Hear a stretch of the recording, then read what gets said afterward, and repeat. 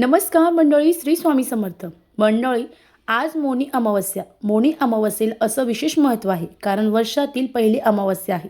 मग या दिवशी आपण जर अतिशय साधा आणि सोपा उपाय केला तर निश्चित आपल्याला फरक पडणार आहे. आपल्या मुलांना अनेक दोष आहे, काही कुंडलीत दोष आहे, किंवा एखादी शांती आहे, किंवा कालसर्प शांती आहे, किंवा तो चिडचिड करतो, त्याला अनेक व्याधी आहे.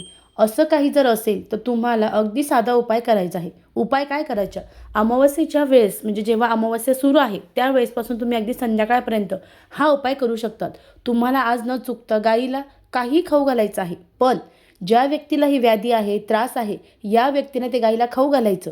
पण खाऊ घालताना जो उजवा हात आहे त्या हाताने त्या गाईला खाऊ घालायचं, आणि त्या गाईची जीभ त्या मुलाच्या हाताला स्पर्श झाली पाहिजेत, अशी काळजी घ्यायची आहे.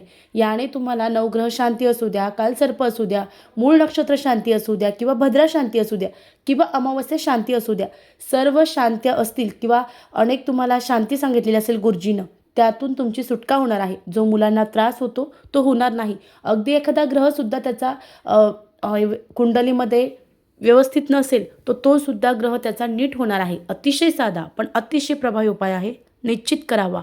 श्री स्वामी समर्थ. धन्यवाद.